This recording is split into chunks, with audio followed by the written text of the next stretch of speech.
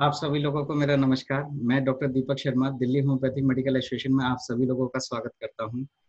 Delhi homoeopathic medical association 1932 में दिल्ली के पहले health minister doctor Yudhvir Singh sir द्वारा बनाई गई थी। दिल्ली होम्योपैथिक मेडिकल एसोसिएशन 1932 से लगातार होम्योपैथी के लिए सीएमई, सेमिनार्स, कैंप्स और होम्योपैथी के लिए बहुत सारी एक्टिविटी ऑर्गेनाइज करती आई है। और being a general secretary of Delhi homoeopathic medical association, इस लॉकडाउन में मैंने ये प्लान किया कि आपको एजुकेशन से जोड़े रखूं, और हमने ये कोशिश लगातार जारी रखी है और हमने लगभग अल्टरनेट डे अपने वेबिनार्स किए हैं।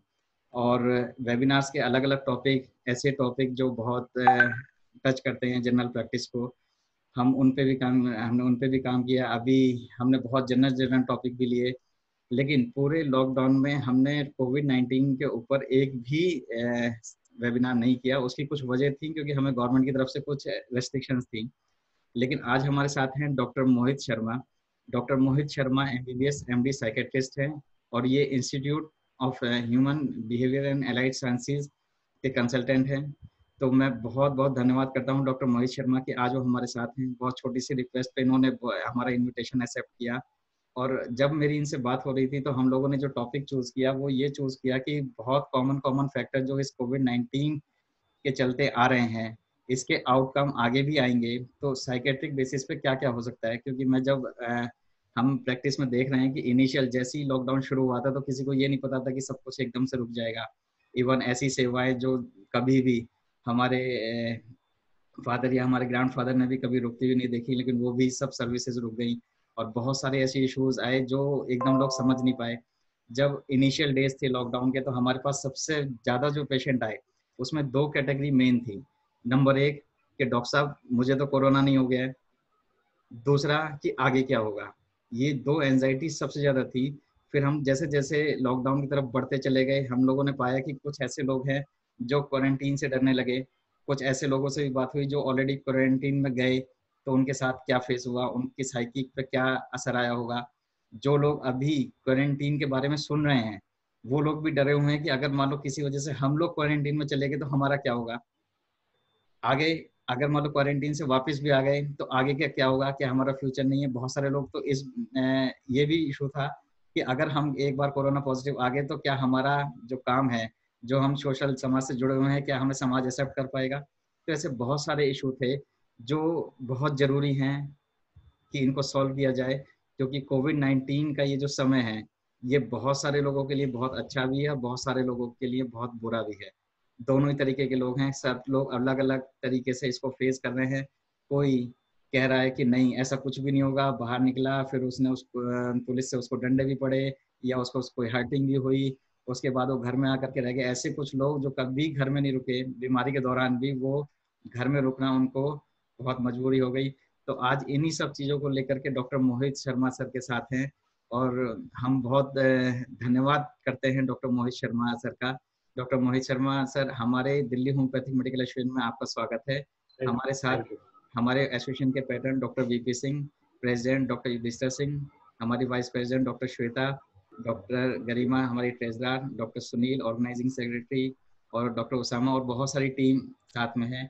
और पूरी इंडिया, इवन आपको यूएस से भी कुछ लोग सुन रहे हैं, कुछ लोग स्विट्जरलैंड में हैं वो भी सुन रहे हैं, क्योंकि हम लोग होम्योपैथी कंसल्टेंट हैं। और इसमें आज ऐसे शो में ऐसे भी कुछ लोग हैं जो जनरल पीपल हैं, और जो डॉक्टर्स नहीं है, जो मेडिकल टर्मिनोलॉजी बहुत ज़्यादा नहीं जानते। तो मैं चाहता हूँ कि आप कुछ ऐसा बताएं ताकि सब लोगों के लिए बहुत ज़रूरी है। We are also live on Facebook, तो वहाँ पे भी सब लोग आपको सुनना चाहते हैं और जानना चाहते हैं कि एक्चुअली ये जो सब हो रहा है, इसके साइड इफेक्टों से हमको कैसे बचना है, खासकर अपनी साइकी को लेकर के। So welcome doctor Mohit Sharma, बहुत बहुत स्वागत है दिल्ली होम्योपैथिक मेडिकल एसोसिएशन की तरफ से। थैंक यू डॉक्टर दीपक।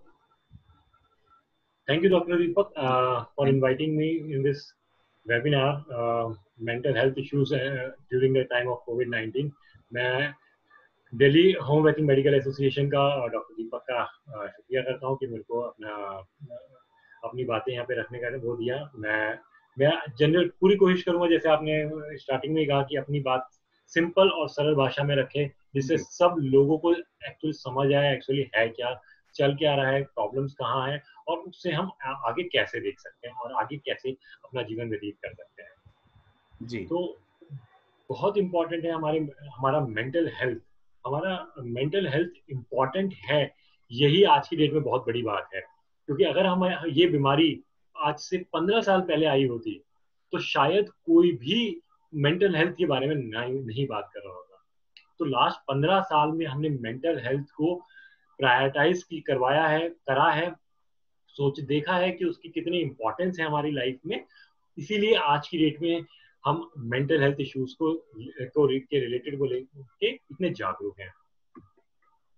तो आज के वेबिनार में हम क्या क्या देखेंगे, हेल्थ क्या है और हमारी मेंटल हेल्थ क्या है, हमारे पास साइकोलॉजिकल इम्पैक्ट क्या क्या हुआ है हमारे कोविड-19 की वजह से, और स्पेशल पॉपुलेशन, खासतौर पे मैं एक स्पेशल दूंगा कि कौन सी पॉपुलेशन ज्यादा वनरेबल है, कौन सी पॉपुलेशन में ज्यादा प्रॉब्लम होने के चांसेस ज्यादा हैं, ये हमें मैनिफेस्ट कैसे करती है, कैसे ये प्रॉब्लम्स हमारे अंदर दिखती है, कैसे हाँ, बाहर आती है। जैसे नॉर्मली फीवर हमें नाप सकते हैं, देख सकते हैं, मेंटल प्रॉब्लम्स कैसे हमको दिखती है, कैसी मैनिफेस्ट करती हैं।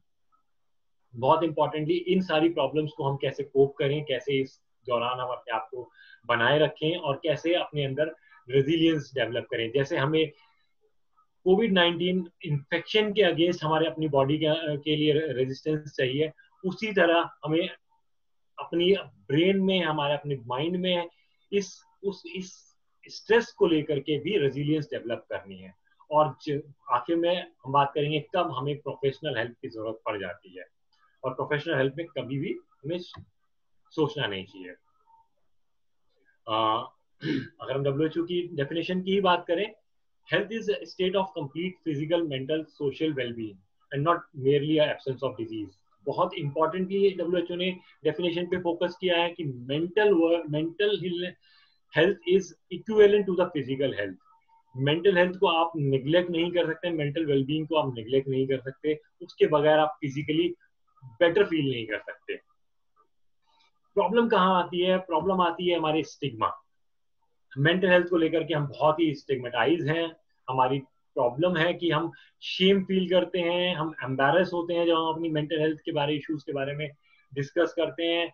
हम गिल्ट फील करते हैं कि शायद हमारी ही गलती है, मेरी ही सोच खराब है, मेरी ही प्रॉब्लम है कि मैं ऐसी बातें सोच रहा हूँ, सामने वाला मेरा मजाक उड़ाएगा, सामने वाला मेरे बारे में क्या समझेगा, मैं ऐसी सी बात, मैं अपने ही दिमाग के बारे में बात कर रहा हूँ।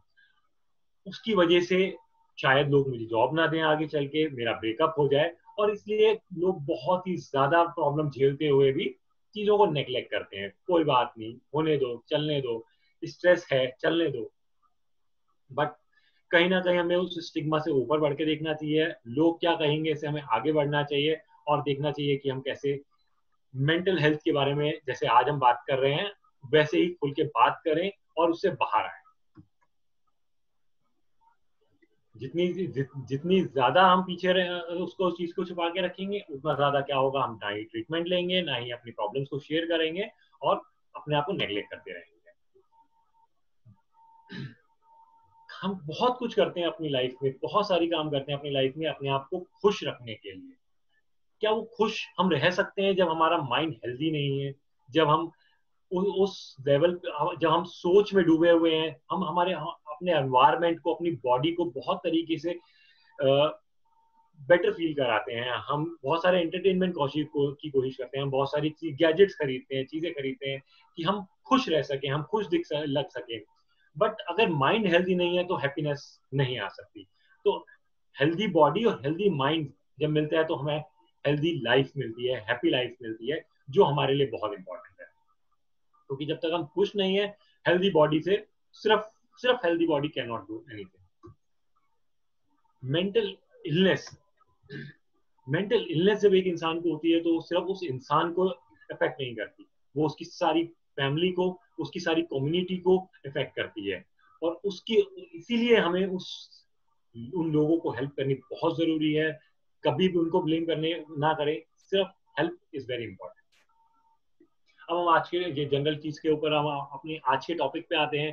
कोविड-19 एवरीबॉडी नोज कि कोरोना वायरस रिलेटेड इलनेस जो हमारी है 2019 में आए।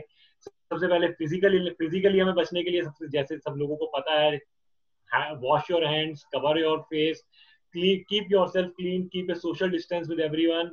That is very important to save yourself as a physically, but उसी समय important है आपकी mental health भी. हो सकता है corona virus over that some time चला जाए, बीमारी जो फिजिकल हमें इन्फेक्ट कर रही है वो ना रहे, लेकिन उस वायरस का हमारे मेंटल हेल्थ पे एक लंबे टाइम तक इफेक्ट रहने वाला है. बहुत लंबे टाइम तक हम उसके बारे में शायद सोचते रहे, उसकी वजह से जो आज हम चीजें कर रहे हैं बहुत लंबे टाइम तक वो करते रहे, तो उस मेंटल हेल्थ इफेक्ट को कब पॉजिटिव आए ये बहुत देखना जरूरी है, क्योंकि वो बहुत लंबे टाइम तक रहने वाला है, शायद जनरेशन. हमें होता है क्यों स्ट्रेस? कोविड-19 एक बीमारी है, बहुत सारी बीमारियां हैं. इस बीमारी में क्या ऐसा है कि हम स्ट्रेसफुल हो गए हैं? ये दो वजह अगर मेरे को ज्यादातर समझ आ रही है. एक है बीमारी से जुड़ी, और एक है उस बीमारी से बचने से जुड़ी चीजें. बीमारी से जुड़ी जो चीजें हैं, जैसे डिजीज कितनी फैल गई है, कितनी ज्यादा हो गई है, इसका कोई ट्रीटमेंट है भी या नहीं. एसिम्प्टोमेटिक लोग भी बहुत सारी इन्फेक्शंस फैलाते हैं.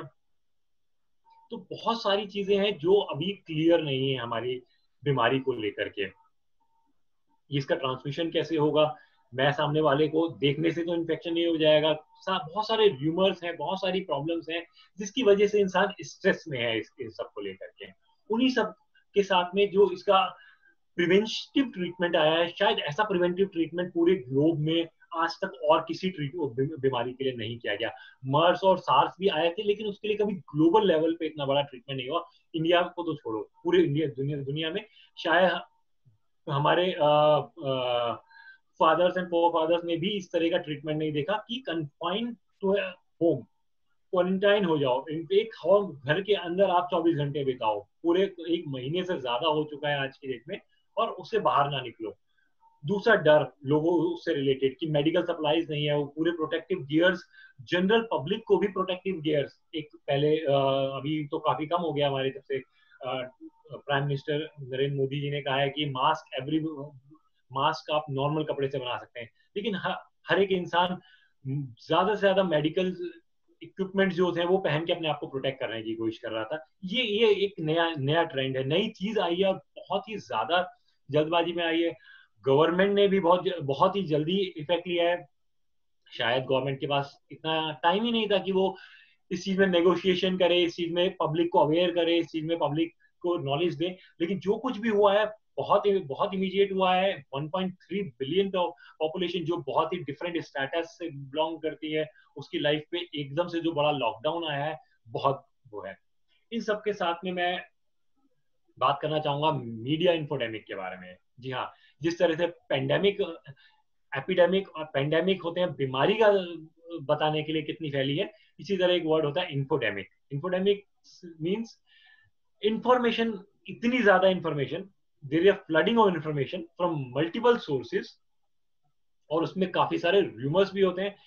मल्टीपल सोर्सेज होने की वजह से इंफॉर्मेशन इतनी ज्यादा हो जाती है कि आपको स्ट्रेस देने लगती है एक लेवल के ऊपर. हमारे इन सब को लेकर के सोशल फ्यूचर में अनसर्टेनिटी है. क्या होगा? क्या ये बीमारी अगले 1 महीने में चली जाएगी? क्या ये बीमारी 6 महीने में जाएगी, साल में जाएगी, नहीं जाएगी? क्या हमें सोशल डिस्टेंसिंग हमेशा रखनी पड़ेगी? जो हमारे पहले नॉर्म्स थे, हमारे सोशल नॉर्म्स थे कि हम जाके हाथ मिलाएं, लोगों से गले मिले, ज्यादा से ज्यादा नजदीक आए, वो सारे सोशल नॉर्म्स इस समय बदल गए हैं. वो सारी चीजें अभी चेंज हो गई हैं. तो इन सब को चीजों को लेकर के कि हमें उन चेंजेस को ले पाए, इन चीजों को अपनी लाइफ में उतार पाए, एक एक पैराडाइम शिफ्ट में एक स्ट्रेस आता है, और वो स्ट्रेस, वो साइकोलॉजिकल स्ट्रेस का एक सिग्निफिकेंट इम्पैक्ट है. कई बार साइकोलॉजिकल इफेक्ट इतना ज्यादा बढ़ जाता है कि उसके नेगेटिव इम्पैक्ट आने लगते हैं. नेगेटिव इम्पैक्ट में जब अगर आएंगे हमारे ऊपर, तो उसके कई बार हम इतने स्ट्रेसफुल हो जाते हैं कि हम अपनी तरफ से ही रेमेडीज जनरेट करने लगते हैं, जो कहीं प्रूवन नहीं है, जो कहीं किसी तरह से किसी डॉक्टर ने आपको बताई नहीं है, जो सिर्फ आपकी अपनी सोच में आई है, और आप अपने ऊपर इंप्लीमेंट करने लगते हैं. उससे बहुत नुकसान होता है. कई बार इन्फेक्शन फैलने रुकने की जगह और ज्यादा कई बार फैल जाता है. आपको पर्सनल नुकसान हो जाता है. तो ये वो चीज रोकने के लिए भी आपको अपने साइकोलॉजिकल मेकअप को बेटर रखने की बहुत जरूरत है। ये बात समझे आप पहले कि आज की डेट में जहां हम जी रहे हैं ये एक बहुत ही स्ट्रेसफुल एनवायरनमेंट है। सारी दुनिया एक स्ट्रेसफुल एनवायरनमेंट में जी रही है, कोई इसमें अलग नहीं है। Everybody has the same kind of normal level of stress जो है वो बढ़ गया है, जो हर किसी की जिंदगी में था। तो इसका मतलब ये नहीं है कि हर कोई बीमार है, क्योंकि उसको थोड़ा बहुत साइकेट्रिक प्रॉब्लम आ रही है तो हर कोई बीमार है, ऐसा नहीं है। लेकिन हमें देखने की जरूरत है कि कुछ हम काफी लोगों में जिनमें पहले कोई कभी भी मेंटल इलनेस नहीं, उनमें नए सिम्टम्स आ रहे हैं।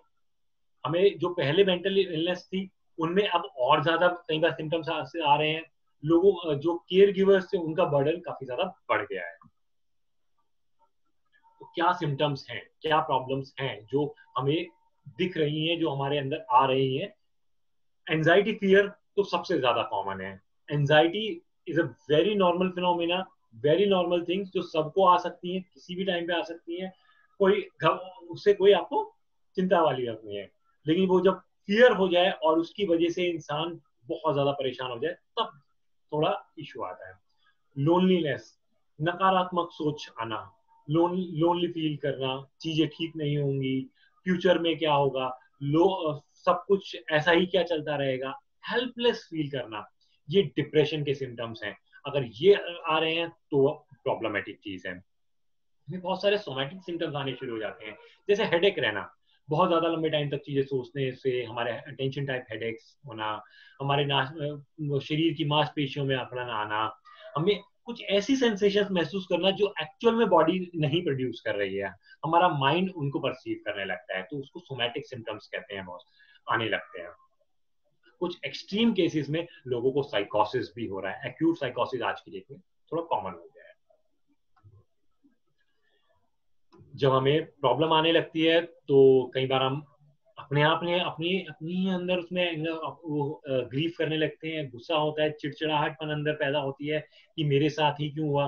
बाई चांस हमारे घर परिवार के अगर किसी इंसान के साथ हो जाए, किसी उसके साथ हो जाए तो, और वो इन्फेक्शन के कारण अगर आप में खुद हैं तो आपके अंदर खुद में रिजेंटमेंट आने लगती है, खुद आप अपने अपने आप को गिल्ट फील करने लगते हैं कि मैंने ही फैलाया है, मेरे ही कारण हुआ है, मैं दोषी हूँ। अंदर गुस्सा, चिड़चिड़ाहटपन कुछ लोगों में डेवलप होने लगती है। और बहुत कॉमन जो आजकल हम देख रहे हैं कि इतने सारे स्ट्रेस को कम करने के लिए हम सब्सटेंस यूज करने लगते हैं, जो एक बहुत ही ज्यादा प्रॉब्लमेटिक अपने आप में इशू बन जाता है। जैसे आप आजकल देख रहे हैं काफी लंबी लंबी लाइनें अल्कोहल की शॉप्स पे हमने देखी, वो सब इश्यूज हमने देखे। वो एक यही कारण है कि हमारी एंजाइटी बढ़ गई है, हमारी साइकेट्रिक, हमारी स्ट्रेस लेवल बहुत बड़ा हुआ है, और उसका हमने गलत रेमेडी क्या निकाली है, चलो एक थोड़ी देर सब्सटेंस ले लें। सब्सटेंस लेने से थोड़ी देर के लिए जरूर हो सकता है लगे कि हम ठीक महसूस कर रहे हैं, बट वो एक स्प्रिंग की तरह है, वो जितना छोटा है आप उसको दबाने की कोशिश करेंगे सब्सटेंस से, वो उतना ज्यादा आपके ऊपर और हावी होगा, उतना ज्यादा बढ़ के इफेक्ट आएगा और आपको सब्सटेंस में और ज्यादा होगा। तो इसलिए बिल्कुल भी स्ट्रेस को सब्सटेंस यूज के साथ ना कम करने की कोशिश करें। बहुत मेजर इशू इसका है कि कभी भी सुसाइड होना है। जब स्ट्रेस लेवल बहुत ही हाई लेवल पे आ जाता है, जब इश्यूज बहुत ज्यादा कॉम्प्लिकेटेड हो जाते हैं, तो कई बार इंसान इस तरह की इश्यूज भी आने लगते हैं, सुसाइड। और ये चीज अगर वो डिस्कस ना करे, अगर सुसाइड के थॉट्स आ रहे हैं और वो डिस्कस ना करे तो ज्यादा बड़ी प्रॉब्लम है। फैमिली मेंबर्स, उसके फ्रेंड्स, वो किसी से भी अपने आप को ये बात डिस्कस करे। और मैं उन फैमिली मेंबर्स और फ्रेंड से गुजारिश करूंगा कि इस चीज को हमेशा सीरियसली लें, इस चीज को कभी भी टाले नहीं। नहीं नहीं ये तो होता नहीं है, ऐसा कोई बात नहीं है, ये तो नॉर्मल बात है, नहीं, आप इस चीज को सीरियस जरूर लें। अब मैं बात करना चाहूंगा कुछ स्पेशल पॉपुलेशंस के बारे में जो वल्नरेबल है, ज्यादा ज्यादा वल्नरेबल है देन नॉर्मल पॉपुलेशन। वो है हमारे इसेंशियल सर्विस प्रोवाइडर्स। जो इसेंशियल सर्विस प्रोवाइडर्स हैं, जैसे हमारे health care workers, police personal, media personal, sanitary workers, वो अपने घर से बाहर निकल रहे हैं, जबकि सब लोग घर के अंदर अपने आप को थोड़ा सेफ महसूस कर रहे हैं, वो घर के बाहर निकल के उन जगहों पर काम कर रहे हैं जहां पर चांसेस है कि इन्फेक्शन हो सकता है। तो उनको उनको और उनकी फैमिली को पहले से पता है कि अब वो वहां जा रहे हैं, हो सकता है इन्फेक्शन ना हो जाए, तो stress level already higher level पे रहता है उनका। माइग्रेंट वर्कर्स, जो हमारे अनऑर्गेनाइज सेक्टर्स के वर्कर्स हैं, माइग्रेंट वर्कर्स जो हुआ डेली वेज वर्कर्स, उनको भी स्ट्रेस लेवल जो है इस टाइम पर बहुत बढ़ा हुआ है। जॉब का कोई अभी पता नहीं आगे कितनी दिन में जॉब में, जो जॉब चली गई है वो दोबारा मिलेगी नहीं मिलेगी, वो नहीं मिलेगी तो आगे में आमदनी का काम कैसे रहेगा। इकोनॉमिक रिलेटेड उनके स्ट्रेस ज्यादा है देन द फियर ऑफ कोविड-19।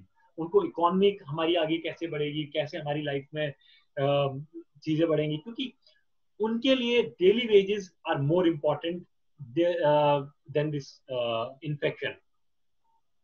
तो लेकिन उनसे भी बात करने की बहुत जरूरत है। थर्ड, हमारी पॉपुलेशन, एल्डरली पॉपुलेशन के बारे में हमें बहुत इंपॉर्टेंटली देखना बहुत जरूरी है। जो लोग अकेले रहते हैं, बहुत ज्यादा स्ट्रेसफुल कंडीशन हो जाती है, लोनलीनेस, सैडनेस आना बहुत कॉमन है।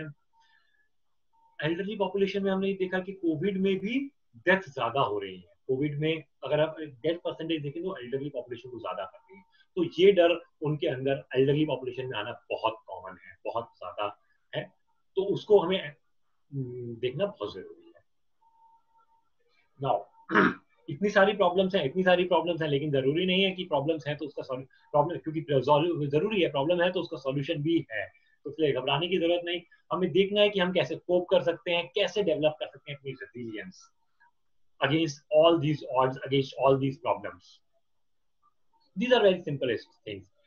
First of all, I will ask you to first acknowledge your own mental health. मेरे दिमाग में बहुत सारी चीजें चलती रहती हैं, मुझे चीजें आती रहती हैं। मैंने कई बार देखा कि मैं कहीं गुस्सा कर गया किसी बात पे चिड़चिड़ा हो गया, किसी बात को कुछ कह दिया, लेकिन फिर मैं उसको नेग्लेक्ट कर देता हूँ, कोई बात नहीं।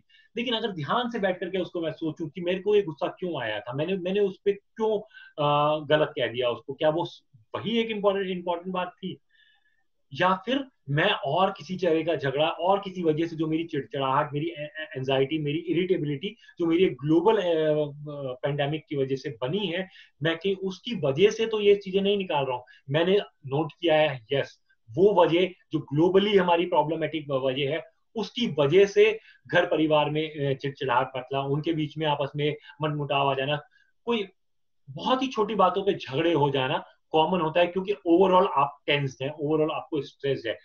तो जरूरी है कि हम उस चीज को देखें, हम उस चीज को एक्नॉलेज करें, सबसे पहले देखें हाँ ये है, मुझे हो रहा है इस तरह से, ये मेरे थॉट्स हैं। अगर मैं थॉट्स को उसको देखूंगा, अपने आप को वो करूंगा, तो मैं उसमें एक्सेप्ट कर पाऊंगा चीजों को। ग्लोबली चीजें बंद हुई हैं, चीजें चल नहीं रही हैं, चीजों में गड़बड़ हुई है, हमारे सबके वर्क प्लेसेस में प्रॉब्लम आई है, तो एक इंडिविजुअली होने के नाते मेरे को उस चीज को एक्सेप्ट करना पड़ेगा। यस, ये चेंज आया है मेरी लाइफ में, ये चेंज दुनिया में आए हैं। मैं शुरू में हो सकता है उससे लड़ूं, मुझे लगे कि नहीं, मैं इससे लड़के आगे निकलूं, मैं नहीं बंद होना चाहता घर से, ये तो गलत पॉलिसी बना ली है गवर्नमेंट ने, लॉकडाउन कर दिया है। आप हो सकते हैं इंडिविजुअल लेवल पे उस चीज को के एग्री करें या ना करें, बट डीपर लेवल आपको कहीं ना कहीं एक्सेप्ट करना पड़ेगा। जब आप एक्सेप्ट करेंगे, एक्सेप्टेंस से ही आप उसमें अपने चीजों में चेंज ला पाएंगे, अपने बिहेवियर में, अपनी सोच में, अपने काम काज में चेंज ला पाएंगे, जिसको हम एडेप्टेशन कहते हैं। बदलते वक्त के साथ अडेप्ट करना बहुत इंपॉर्टेंट है, बहुत जरूरी है। फॉर एग्जाम्पल, अगर मैं स्कूल का टीचर हूँ, मैं स्कूल में रोज जाता था, मैं अपने बच्चों को 30 बच्चों को पढ़ाता हूँ, मैं अपने क्लिनिक जाता हूँ, मैं अपने पेशेंट्स को टच करके देखता हूँ, मैं उनको मैं उनको तो, मैं उनको सांत्वना देने के लिए भी कई बार मेरे को उनको करना पड़ता है। बट अब मुझे चेंज लाना पड़ेगा, अब मुझे चीजों को देखना पड़ेगा। अगर मैं उस चीज में अड़ा रहा हूँ, नहीं नहीं मैं नहीं लॉकडाउन को मानूंगा, मैं तो वही जो मेरा काम है मैं तो वही करूंगा, तो मैं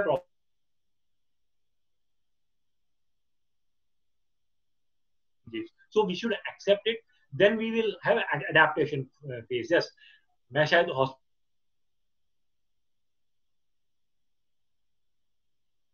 उस चीज को करूंगा, मैं शायद टीचर रहूं, स्कूल में जाकर के नहीं पढ़ा सकता, तो मैं ऑनलाइन क्लासेस की वो करूंगा। तो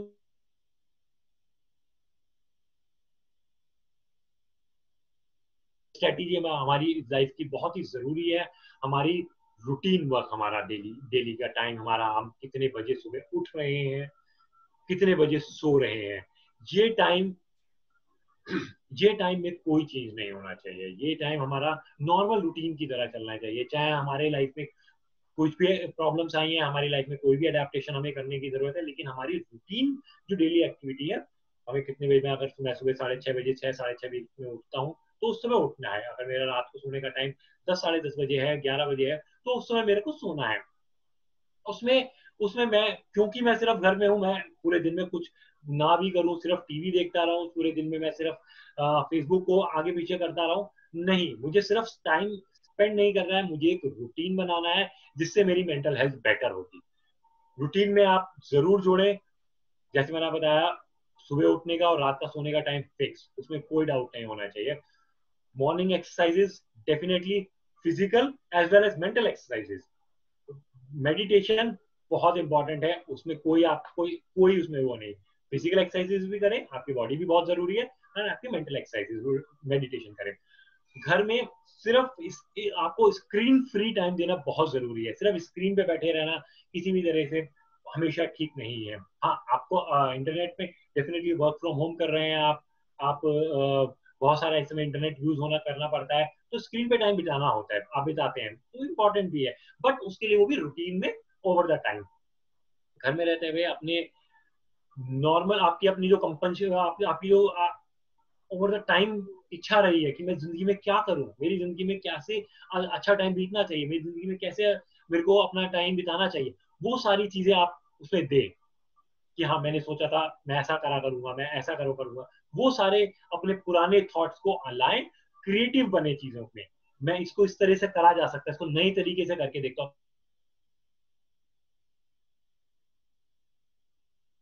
क्रिएटिव होकर के शायद थोड़ा टाइम एक्स्ट्रा लगे, और क्रिएटिव होकर के और बेटर तरीके से बनाऊं, उससे मेरा रूटीन।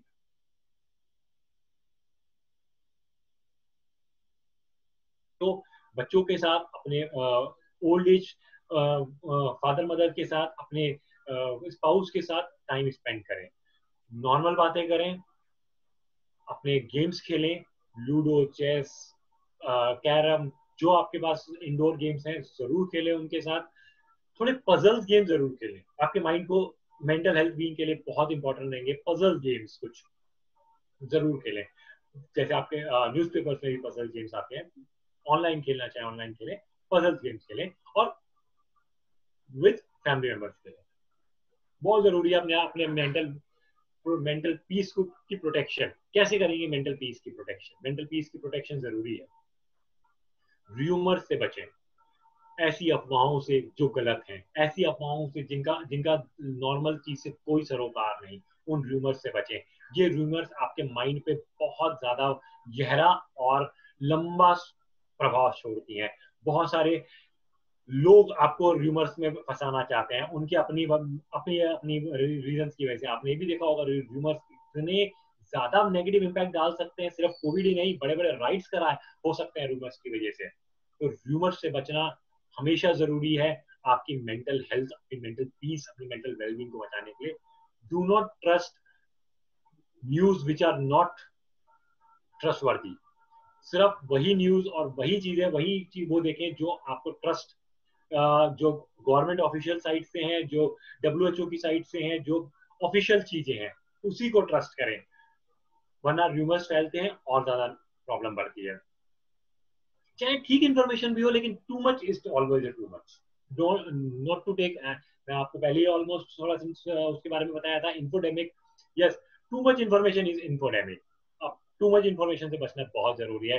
एक ही इन्फॉर्मेशन 4 अलग अलग सोर्सेज से, टीवी के चैनल चेंज कर करके देखना, वो उससे भी आपके मेंटल पीस को बहुत ज्यादा प्रॉब्लम आती है। आप मेंटली एक्टिव नहीं रह पाते, मेंटली नॉर्मल थिंक नहीं कर पाते, you feel groggy inside your head. वो हटाना जरूरी है। आपको प्रोटेक्ट करने की जरूरत है अपने आप को नेगेटिव थॉट से। जब भी आपके मन में नेगेटिव थॉट आए, तो आप अपना,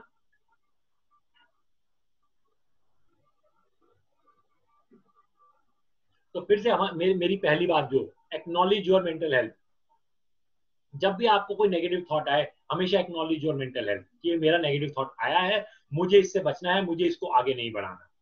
अगर वो नेगेटिव थॉट बढ़ता रहेगा, वो बार बार आएगा, और तो वो बहुत ही ज्यादा रेजिलियंस हो जाता है, उसको निकलना फिर मुश्किल होता है। वो आप एक नेगेटिव थॉट हमेशा दूसरे नेगेटिव थॉट को जन्म देगा, वो तीसरे को, वो रूमिनेशंस बन जाएंगी, नेगेटिव थॉट्स की रूमिनेशंस, जो आपको बहुत ही ज्यादा एंजाइटी प्रोवोकिंग होगी, आपके लिए, आपके मेंटल हेल्थ के लिए बहुत ही प्रॉब्लमेटिक होगा।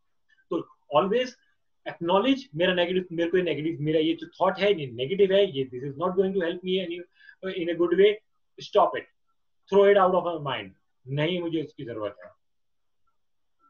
मैं आपको एक और कहना चाहूंगा, जो मैं अपनी लाइफ में बहुत कॉमनली यूज करता हूँ, कंपैशन, काइंडनेस एंड एल्ट्रुइज्म। ये आज के टाइम में बहुत जरूरी है, बहुत सारे लोग हैं जो हम जिनको हेल्प की जरूरत है, और ये जो चीज है ये आपको मेंटल वेलबींग देंगी, ये मेंटल हेल्थ के लिए बहुत इंपॉर्टेंट है, ये लाइफ की लॉन्गेटिविटी के लिए बहुत प्रूवन चीजें हैं, ये कोई नॉर्मल बातें नहीं है, ये एक साइंटिफिकली प्रूवन बातें हैं, जिसमें जो अगर who is more kind, who is having a more compassion life, altruism in their life, they live more peacefully, longer life, और बहुत ही बेटर रहता है आप लाइफ के लिए। ये तीन गुण होना हमारे लिए बहुत जरूरी है। स्पिरिचुअल होना कभी खराब नहीं है, बहुत अच्छा है स्पिरिचुअल होना। B spiritual in this covid period. आप अपने सोशल नेटवर्क को कभी ना छोड़े, फिजिकल डिस्टेंस यस मेंटेन करें, सोशल डिस्टेंस करना, socially network banana is good, have interact with your friends, interact with your, आप उनसे भी बात करें जो जो शायद आपके पास पुराने फ्रेंड्स थे, आपके स्कूल के टाइम के फ्रेंड्स थे, आपके कहीं दूर चले गए, यूएस में बैठे हैं, आप वहां उनसे बात करें। डेफिनेटली बहुत लंबे टाइम के बाद बात करेंगे, आपको अच्छा लगेगा कि हाँ यार वो मेरे फ्रेंड से मेरी बात हुई, नहीं ये नई चीज हमारे वो उसमें हुई। आप वो जरूर करें, अपने सोशल नेटवर्क को एक्सपैंड रखें, जितना ज्यादा बड़े वो होगा।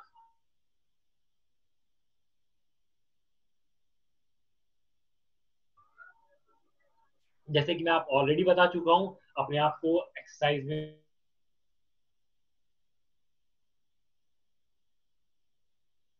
रिलैक्सेशन टेक्निक है, हमारी डीप ब्रीदिंग टेक्निक्स हैं, वो जरूर करें। Regular exercise, your routine works, eat healthy, it's always a good thing. अब हम थोड़ी बात कर लेते हैं उन लोगों के बारे में जो एसेंशियल हेल्थ सर्विसेज में इन्वॉल्व हैं, जो लोग अपनी जिनको स्ट्रेस लेवल होने के चांसेस थोड़े ज्यादा हैं, उन लोगों को जरूर डेफिनेटली काम करना बहुत इंपॉर्टेंट है।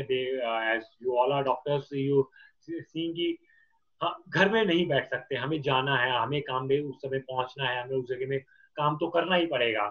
तो उस स्ट्रेस में भी लेकिन हमेशा रेस्ट जरूर लें, हैव सम रेस्ट बिटवीन, छोटी छोटी शिफ्ट में काम करें, अपना एक लंबे शिफ्ट में ना करें, अपने आप को हाइड्रेट रखें, खाना डेली ऑलमोस्ट सही टाइम पे खाएं, सफिशिएंट खाएं और हेल्दी खाएं, नॉट जस्ट खाएं, सफिशिएंट खाएं और हेल्दी खाएं, टाइमली खाएं, अपनी शिफ्ट को जरूर अपनी मैनेज करें, अपने फ्रेंड्स फैमिलीज के साथ हमेशा कांटेक्ट में रहें, जब भी स्ट्रेस फील करें उन्हें बताएं हाँ मेरे को जरूरत है, शर्माए नहीं उस चीज में।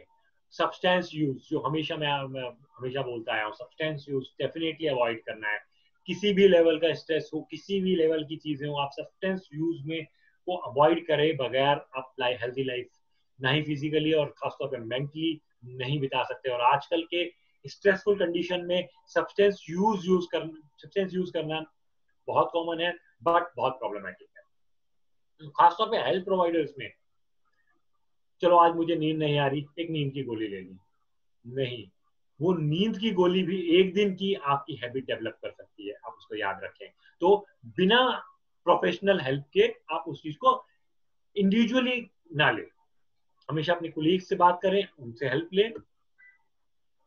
कम्युनिकेशन स्किल्स, कम्युनिकेशन हमेशा बनाए रखें, एक्यूरेट इंफॉर्मेशन लें और दें, मॉनिटर अपने स्ट्रेस लेवल को हमेशा मॉनिटर करें, देखें कि मैं कितना प्रॉब्लम में हूँ, मुझे जरूरत है या नहीं है। सपोर्ट सर्विसेज जितनी है उनको अवेल करें, अपने मेडिकेशंस अगर कुछ लेने की जरूरत है तो जरूर लें। कब हम प्रोफेशनल्स को है प्रोफेशनल्स की हेल्प की जरूरत है, मैं आपको जैसे ऑलरेडी बता चुका हूँ, almost everyone is having anxiety, almost everyone is having some kind of stress level, but मुझे प्रोफेशनल हेल्प की जरूरत कब है? हमेशा नहीं है। मैं जो अगर जो जो मैंने हमने अभी बात करी है कोपिंग और रेजिलियंस डेवलप करने की, आप उनको बेटर उनको करें। अगर उन चीजों से काम ना बने, अगर उसके बावजूद भी लाइफ में प्रॉब्लम, आपके मेंटल स्ट्रेस बना रहे और वो बहुत हाई लेवल पे हो, जब आप अपने स्ट्रेस की वजह से अपने काम ना कर पा रहे हो, अपनी लाइफ में इरिटेबिलिटी इतनी हो रही हो कि अपने फैमिली में झगड़े हो रहे हैं, वायलेंस हो रहा है, आप उस चीज को अपने अपने एंगर को रोक नहीं पा रहे हैं, एक्नॉलेज कर रहे हैं बट कंट्रोल नहीं हो रहा है। आप देख रहे हैं अपने फैमिली में दूसरे लोगों से भी को भी देख रहे हैं कि वो अपने मेंटल हेल्थ को नहीं कोप अप कर पा रहे हैं, तो आपको या आपके परिवार वालों को मेंटल हेल्थ की जरूरत है। सिंपल चीजें देख सकते हैं। सिंपल अगर हम बात करें, जब स्लीप पैटर्न आपका डिस्टर्ब हो जाए, या तो रात को नींद आने में दिक्कत हो रही है, लेटता हूँ, नींद नहीं आती है, सिर्फ मन में बातें घूमती रहती है, जो मेरे नॉर्मल पेशेंट मेरे हमको बताते हैं, बहुत कॉमनली बात करते हैं कि लेटते हैं बेड पे, लेकिन दिन भर की बातें दिमाग में चलती रहती है, रूमिनेशंस होती रहती है, नेगेटिव नेगेटिव थॉट्स आते रहते हैं, सो ही नहीं पाते हैं।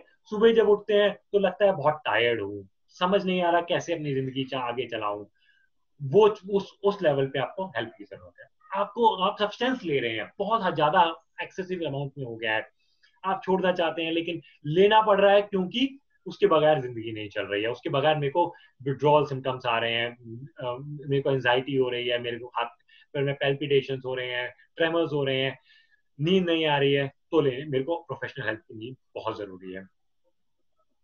अगर मेरे बिहेवियर में दूसरे लोग मेरे में चेंजेस देखते हैं कि मैं पहले ऐसा नहीं था, अगर आपको लोग बता रहे हैं आप कुछ टाइम से वैसा व्यवहार नहीं कर रहे जैसे आप नॉर्मली करते थे, तो डेफिनेटली मुझे उस चीज को एक्नॉलेज करना चाहिए, देखना चाहिए कि क्या मैं मेरे मेरे व्यवहार में, मेरे सोच में, मेरी इमोशंस में, मेरे मेरे बर्ताव में, सब में कहीं चेंजेस अगर आए हैं, तो definitely I should consult a professional.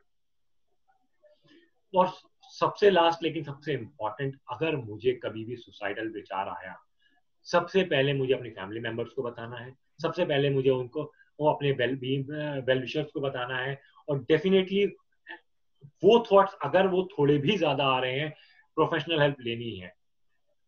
We have to prevent suicide at any cost, no problem, not at all, not any issue, वो आपको प्रिवेंट करना ही करना है। उसके लिए आपको दोबारा कभी नहीं सोचना है, नेवर फील अशेम्ड और एम्बैरेस्ड कि मैं साइकेट्रिक प्रोफेशनल हेल्प ले रहा हूँ। Psychiatric professional helps are very important and is going to give you peace of mind, जिसके लिए हम जी रहे हैं, हैप्पी माइंड हैप्पी लाइफ। लेकिन अगर वो ना मिले और मैं अपनी लाइफ को खींच रहा हूँ, अगर मेरे पास संसार की सारी चीजें हैं, मेरे पास गाड़ी है, घर में घर है, पैसा है, मैं सामान खरीद पा रहा हूँ, चीजें कर पा रहा हूँ, लेकिन मेरे पास हैप्पीनेस नहीं है, I am not happy, I am not feeling fine, what does mean? मेरे को कुछ मेंटल प्रॉब्लम है, जिसको ठीक करने से शायद वो सारी चीजें जो मेरे पास है, जो जो जिनको मैं एंजॉय ही नहीं कर पा रहा हूँ होने के बावजूद, शायद मैं कर पाऊँ, उसके बाद वो चीजें बेटर हो पाए, उसके बाद मैं बेटरली अपनी लाइफ को बिता पाऊँ। So never think twice, seek professional help. Professional help is, as per me, available online, free of cost. You can consult me for stress management, relaxation techniques. सीखने के लिए टेली कंसल्टेशन आप मेरे से कभी ले सकते हैं मेरे फोन नंबर पे। So thank you. Any questions, anything I would like to take? Thank you sir, thank you. There are many questions. और आपसे सर एक बात जानना चाहूंगा कि हाँ जो जी, हाँ जी। क्वारंटाइन सेंटर की जो एंजाइटी है, या अभी फिलहाल जो लोग क्वारंटाइन सेंटर से निकल के आए हैं, उसमें से मेरी एक पेशेंट से मेरी बात हुई, तो वो अभी भी इतने पैनिक में है कि वो कह रहा है कि सर ये दोबारा तो नहीं हो जाएगा, या मैं अब आगे जिंदा रह पाऊंगा या नहीं। और मुझे जो वहाँ पे सब कुछ रखा, मतलब 14 दिनों के लिए, और मैं बिल्कुल ठीक रहा, मुझे कोई फीवर नहीं था, मुझे कोई खांसी नहीं थी। उसके बाद भी अब उसमें एंजाइटी इतनी ज्यादा आ गई कि उसको काम करने का मन नहीं कर रहा है। तो उसे भी हम सिर्फ अभी काउंसलिंग पे ही रखें, या हम लोग मेडिकेशन के लिए प्रेफर करें? आपने बहुत बहुत सही सवाल पूछा। शायद ये चीज मैंने कवर थोड़ा सा रह गया है। क्वारंटाइन सेंटर्स में जो लोग हैं, डेफिनेटली उनकी लाइफ में बहुत मेजर चेंज आया, उनकी लाइफ में socially, mentally, emotionally they have whole lot of changes जो आपने डिस्क्राइब करे, जैसे आपका पेशेंट ने डिस्क्राइब करे। हम भी इभास के लेवल, इभास में दो तरह से प्रोवाइड कर रहे हैं चीजें। हम प्रोवाइड कर रहे हैं थ्रू एक तो जितने भी शेल्टर होम्स हैं माइग्रेंट वर्कर्स के, उनके और जो क्वारंटाइन सेंटर्स में लोग हैं उनको काउंसलिंग प्रोवाइड कर रहे हैं। मैंने पर्सनली खुद भी मथुरा में भी क्योंकि वहाँ साइकेट्रिस्ट अवेलेबल नहीं थे, वहाँ थ्रू जो वहाँ के IAS हैं, ब्लॉक डेवलपमेंट ऑफिसर जो हैं, उनकी मदद से वहाँ पे भी ऑनलाइन काउंसलिंग प्रोवाइड करी है वहाँ पे। तो वो जो लोगों का वो जो स्ट्रेस है जो आप बता रहे हैं बिल्कुल ऐसा ही है कि मुझे इस समय, क्योंकि जो क्वारंटाइन का मतलब क्या है, पहले हम ये देखें क्वारंटाइन का मतलब क्या है। आज की डेट में अगर मेरे को कोई सिम्टम नहीं है बट प्रोबेबिलिटी है कि मेरे को इलनेस हो सकती है मेरे अंदर, लेकिन पता नहीं है कि है या नहीं जी, लेकिन कोई सिम्टम नहीं है, तो मुझे 14 दिन के लिए एक जगह ऐसे रखा जाए जहां से मैं इन्फेक्शन को बाहर ना फैला सकूं। तो उस जगह पे वो कंफाइंड स्पेस में रहना है, कंफाइंड स्पेस में रहना है। एक कि मेरे को एक तो बीमारी नहीं, फिर भी मुझे कंफाइंड स्पेस में रहना है, तो ये मेरे को है स्ट्रेस पैदा करेगा। मेरे घर परिवार के लोग हैं, जो मेरे जो आस पड़ोस के लोग हैं, उनके मन में एक डर पैदा करेगा। हर रोज मेरे को एक टेंशन होगी कि क्या ये मेरे को सिम्टम कल डेवलप तो नहीं हो जाएंगे, क्या मैं हर छोटे छोटे सिम्टम्स को हमेशा कोविड से रिलेट करूंगा। मेरे को आज थोड़ी सी नाक में खुजली हुई थी, क्या कोविड तो नहीं हो गया मुझे, क्या आज मुझे हल्की सी खराश हुई थी, कोविड तो नहीं हो गया मेरे को, क्योंकि मैं तो क्वारंटाइन में हूँ, मुझे तो होने की सबसे ज्यादा चांसेस है। तो उनकी एंजाइटी लेवल डेफिनेटली एक नॉर्मल और लेवल जो नॉर्मल बंदा जो घर पे है, आस पड़ोस अपने लोगों को देख पा रहा है, उनसे ज्यादा है। मैं गवर्नमेंट से ये जरूर डेवो करूंगा कि जितने भी क्वारंटाइन है, अगर पॉसिबल हो सकता है तो उनकी वीडियो कॉन्फ्रेंसिंग अपने फैमिली मेंबर से, अपने लोगों से जरूर कंटिन्यू रहे, डेली बेसिस पे रहे अपनी चीजें। उनके हेल्थ चेकअप बहुत कॉमन जल्दी हो, उनकी जो एंजाइटी जो उनके जो क्वेरीज हैं वो बहुत जरूरी है उनको सॉल्व करना। अगर वो बाहर आ गए हैं, अगर वो वापस आ गए हैं, उसके बावजूद उनके मन में बहुत सारे सवाल हैं, अगर बहुत सारे एंजाइटी है, तो डेफिनेटली पहले हम उनको काउंसलिंग करके या उनको उनके सवालों का जवाब ढूंढ के उनको उनका रिलैक्सेशन टेक्निक से अपने बात करके उनको आराम पहुंचाएं, उनसे बात करें, उनसे वो उनको थोड़ा सा हेल्प करने की कोशिश करें।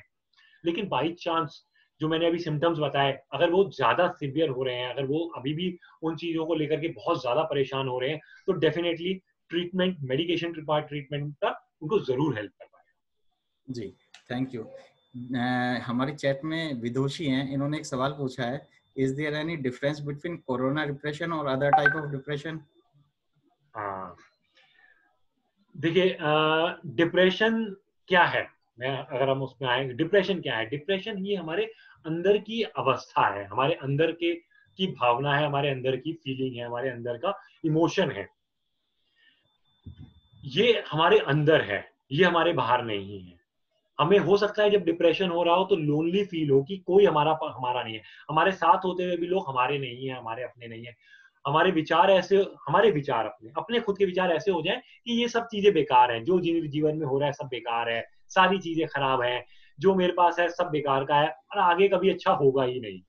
ये जो सारे विचार और ये जो सारी चीजें हैं, जो जो भावनाएं हैं, जो हमारे ये हमारे अंदर अपने अंदर की भावनाएं, अपने अंदर के विचार हैं, ये जो प्रकट हो रहे हैं बाहर की चीजों पर, कि उस चीजों के, तो ऐसा देखने पे वालों को लग सकता है कि ये तो बाहर की चीजों की वजह से हो रहा है, क्योंकि इसकी लाइफ में ये स्ट्रेस है इसलिए इसको डिप्रेशन हो रहा है, क्योंकि इसकी लाइफ में ये है इसलिए डिप्रेशन हो रहा है।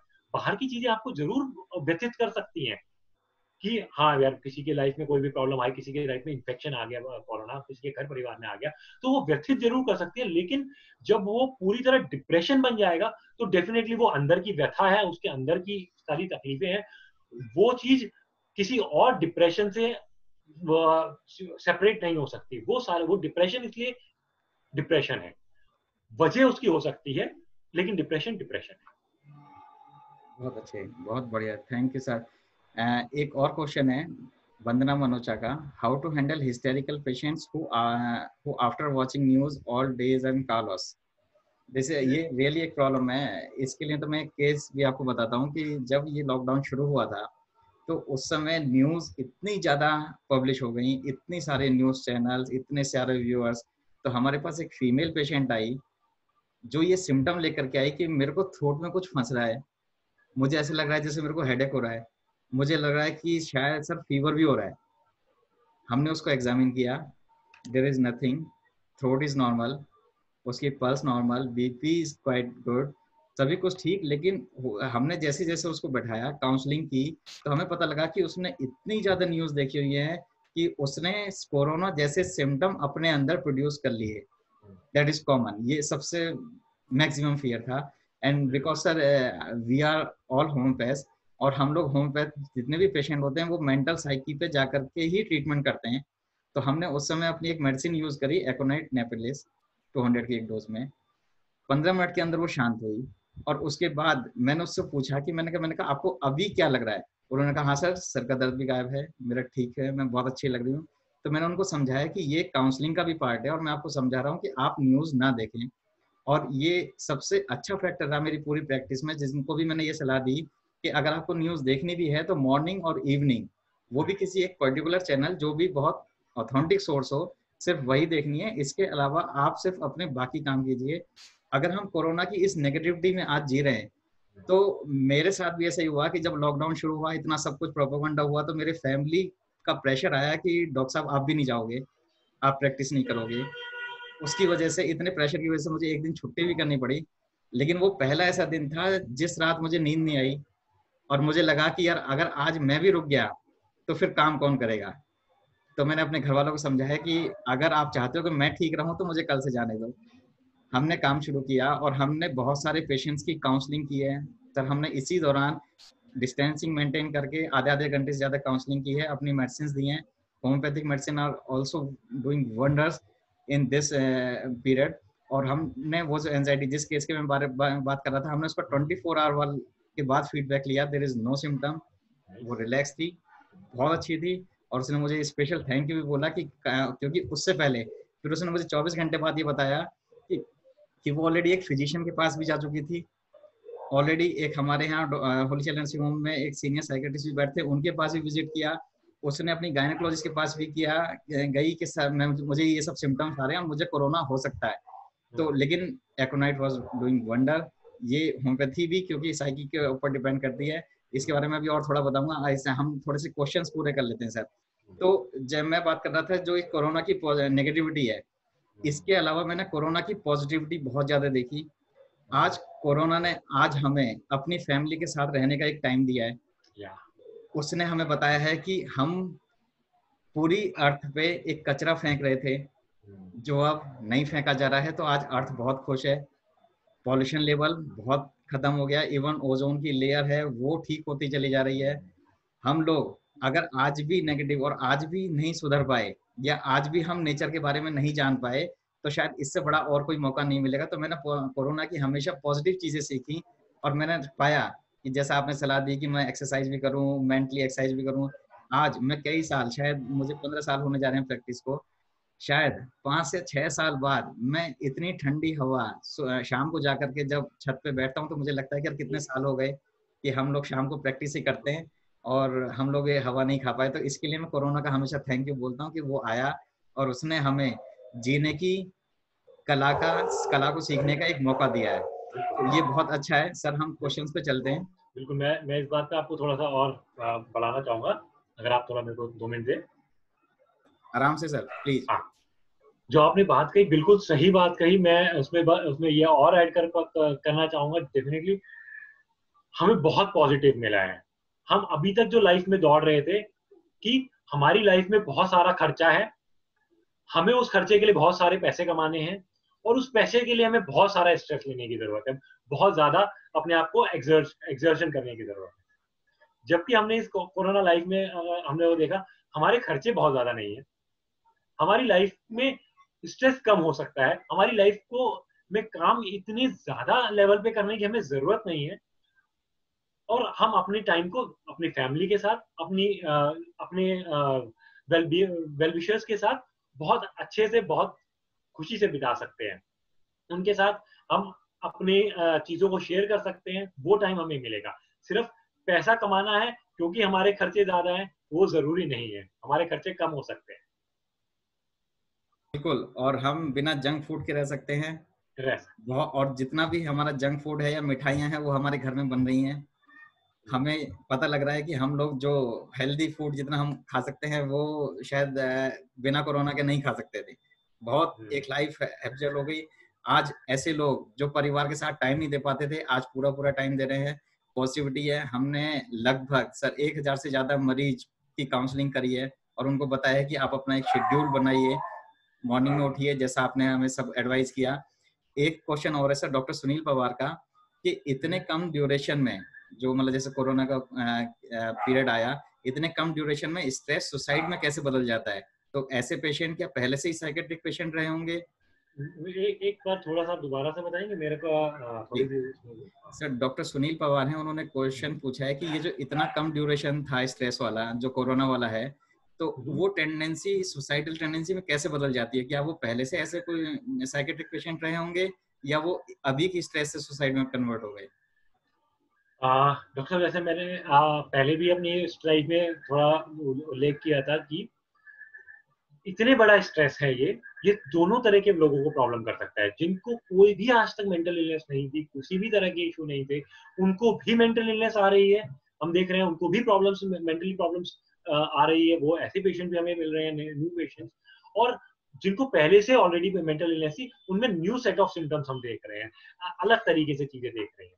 और जहां अगर हम बात करें आपके पर्टिकुलर क्वेश्चन सुसाइडेलिटी की बात अगर हम करें, सुसाइडेलिटी पहले तो मैं आपको ये कहना चाहूंगा कि सिर्फ मेंटल इलनेस की जरूरत नहीं है उसके लिए कि एक पेशेंट को मेंटली इल होना जरूरी है सुसाइड के लिए। No, stress level is enough to push a person up to commit suicide.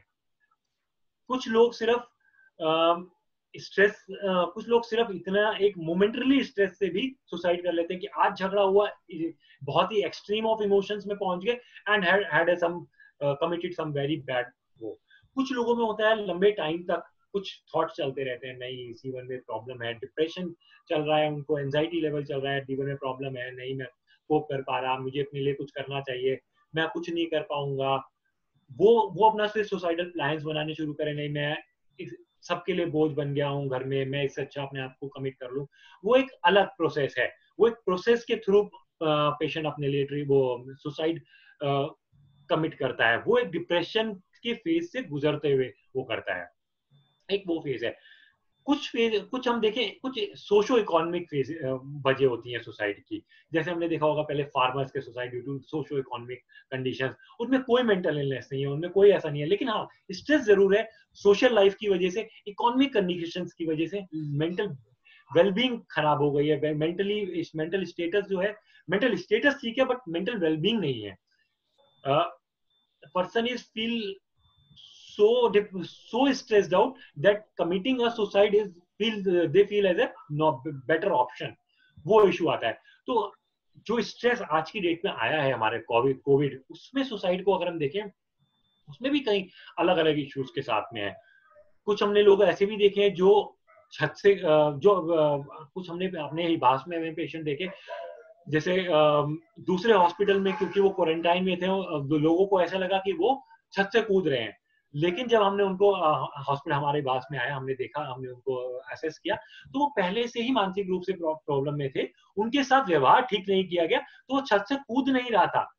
वो इंसान वो अपने आप को मेंटल प्रॉब्लम होने की वजह से कहीं बचा रहा था, गलती से वो वहां से गिर गया। तो वो सुसाइड, मैं उसको सुसाइड नहीं मानूंगा।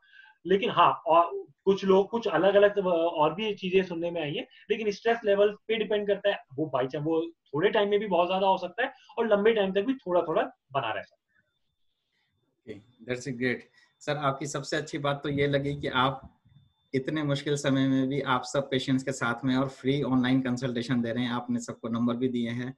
और डेफिनेटली क्योंकि हमारे शो में ज्यादातर होम्योपैथिक फिजिशियन है, तो मैं उन लोगों को कुछ होम्योपैथी के बारे में बताना चाहता हूँ। हाँ और जी, आप मेरे को भी जानना बहुत अच्छा लगेगा सर। हाँ जी सर, होम्योपैथिक बेसिकली जो फिजिकल सिम्टम्स हैं उसको मेंटल स्टेट से कोरिलेट करके मेडिसिन निकालती है। और दुनिया में शायद ये पहली ऐसी मेडिकल सिस्टम है जो इस टाइप से सिम्टम्स को अटैच करता है और उसकी पर्टिकुलर एक मेडिसिन निकाल करके एक पर्टिकुलर मेडिसिन इंडिविजुअल को देता है।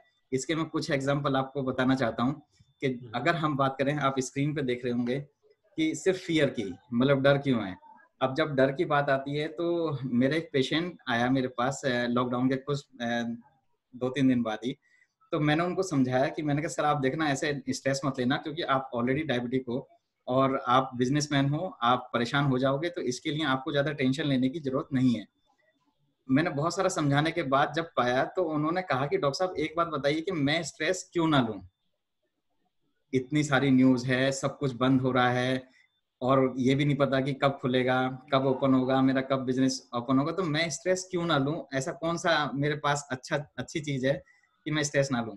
तो मैंने उनको कहा कि ईश्वर की दुआ से आप बिल्कुल अभी स्वस्थ हो, एक डायबिटीज़ के अलावा, कोई और बीमारी ना आए, बस इसी पे रुक जाओ, बस आप इतना ही कर लीजिए, ये भी बहुत है। और जो भी आपके पास बिज़नेस था, वो चल रहा है, बहुत अच्छा से चल रहा था, उसने आपको एक बैकअप और जो मैंने तरीके समझाने के थे, वो दिए थे।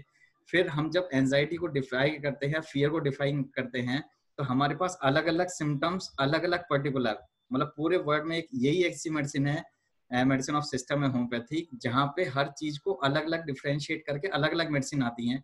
जैसे आप अगर स्क्रीन पे देख रहे हो, तो आप देखेंगे fear night walking after, waking after में एक सिंगल मेडिसिन अलग है, अगर मिडनाइट में फियर हो रहा है तो अलग मेडिसिन है, आफ्टर मिडनाइट हो रहा है तो अलग मेडिसिन है, अगर 3 बजे स्पेसिफिक सुबह 3 बजे हो रहा है तो अलग मेडिसिन है, एब्डोमन अराइजिंग फ्रॉम और एब्डोमन से फियर है तो उसकी अलग मेडिसिन है, एक्सीडेंट्स की अलग है, ओपन एयर में अलग है, एम्ब्यूलेशन में अलग है, एलोन ऑफ बीइंग, अगर सिर्फ हम एक ही सिम्टम ले लें तो भी हमारे पास लगभग 20 से ज्यादा मेडिसिन हैं जो होम्योपैथी में वर्क करती हैं।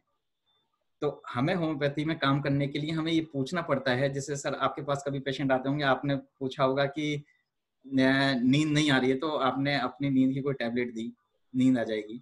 लेकिन हमारे यहाँ ये पूछना पड़ता है कि नींद एक्चुअल में कितने बजे नहीं आ रही है और कितने बजे आ जाती है। अगर हमारे पास कोई ऐसा पेशेंट आता है जो कहता है कि डॉक्टर साहब मुझे सुबह 4 बजे नींद आती है, तो उसके लिए अलग दवाई है। अगर वो कहता है कि मुझे सिर्फ 1 ही बजे नींद आती है, तो उसके लिए अलग दवाई है। सुबह 5 बजे आती है तो अलग दवाइयाँ हैं। तो homeopathy this is more specific science, और ये काम अब से 200 साल पहले डॉक्टर हेनीमैन सर ऑलरेडी करके चले गए थे। अब तो इससे भी ज्यादा एडवांसमेंट हैं, जहां हम ये बताते हैं कि अगर ऐसे ड्रीम आए तो ये मेडिसिन होगी। इवन सबकॉन्शियस माइंड पे, अगर ड्रीम ऑफ स्नेक, हमने पिछले 2008 से लेकर के अभी तक ड्रीम ऑफ स्नेक पे स्टडी की है, और मैंने मूलचंद हॉस्पिटल में भी ये स्टडी पब्लिश करी थी ड्रीम ऑफ स्नेक को लेकर के। और ड्रीम ऑफ स्नेक की अलग अलग मेडिसिन हमारी होम्योपैथी में अवेलेबल हैं, कि जैसे ड्रीम ऑफ स्नेक में अगर स्नेक आपको खा रहा है तो अलग मेडिसिन है, अगर आप स्नेक को खा रहे हैं तो अलग मेडिसिन है, आपको ग्रीन स्नेक्स दिख रहे हैं तो अलग मेडिसिन हैं। हो सकता है कि आपके लिए साइकोलॉजिकल थॉट्स के अकॉर्डिंग एक ही मेडिसिन आती हो, लेकिन homeopathy is so specific in the psychic symptoms also. तो जब हम कोरोना वायरस की बात कर रहे हैं तो हमारे पास जो फियर के पेशेंट आए हैं, उसमें जो अभी तक हमने मेडिसिन पे काम किया है वो एकोनाइट नेपेलिस और एकोनाइट फेरोक्स, दो ऐसी मेडिसिन है जो परफेक्ट मेडिसिन है। इसने लगभग कुछ ही घंटों के अंदर फियर को कम किया है। और जब न्यूज देखते देखते मुझे भी कभी फियर हो गया था, तो मैंने भी यही डोज यूज करी, और उसके बाद आज तक बहुत अच्छी सी प्रैक्टिस कर रहा हूँ, सारे लोगों की काउंसलिंग करता हूँ बिना डरे। और ये सोच करके बैठा हूँ कि मुझे कोरोना ने बहुत पॉजिटिव चीज दिए हैं, क्योंकि पहले प्रैक्टिस में क्या होता था कि ज्यादा पेशेंट्स होते थे तो हम लोग काउंसलिंग भी नहीं कर पाते थे। अब क्या है कि लिमिटेड पेशेंट्स हैं और लिमिटेड हमारे पास, मतलब हमारे पास टाइम अच्छा है, तो हम लोग आराम से पेशेंट को समझाते हैं और उनको बताते हैं कि ये पॉजिटिविटी है कि आप मेरे साथ बैठे और मैं आपको आराम से पूरा आधा घंटा दे पा रहा हूँ। तो हमें कोरोना की नेगेटिविटी के साथ उसकी पॉजिटिविटी को लेकर के चलेंगे, जैसे कि उसकी डेथ रेट है, डेथ रेट से ज्यादा उसकी रिकवरी रेट है। तो अगर रिकवरी रेट ज्यादा है तो इसका मतलब उसकी पॉजिटिविटी भी बहुत ज्यादा होगी।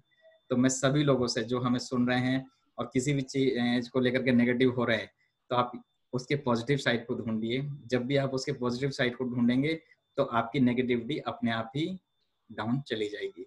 तो डॉक्टर मोहित शर्मा, बहुत बहुत धन्यवाद। और मैं एक बार चैट और देख लेता हूँ अगर कोई क्वेश्चन रह गया है किसी का तो।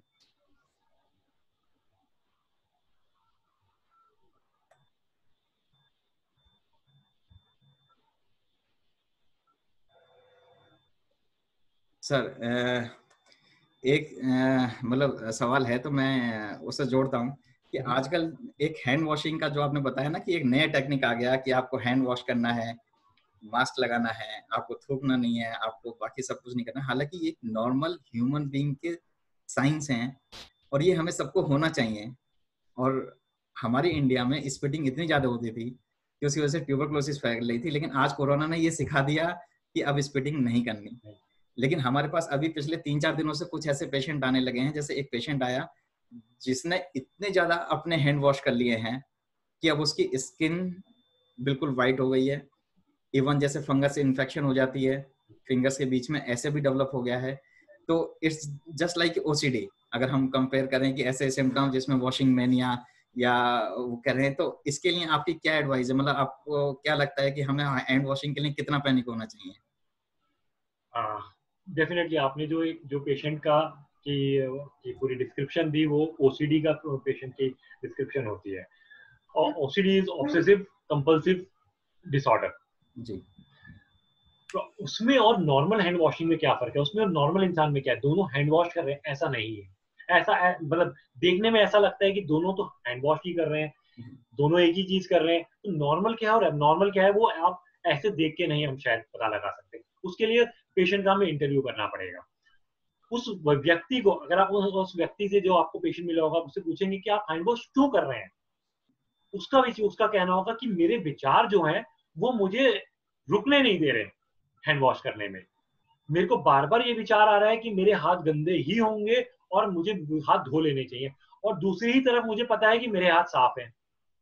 और उन दो तरह के विचारों के बीच में मैं फंसा रहता हूँ, और उसकी वजह से मुझे होती है घबराहट, मुझे होती है बेचैनी, और मैं रुके करके मैं बिना हुए रोक ही नहीं पाता अपने आप।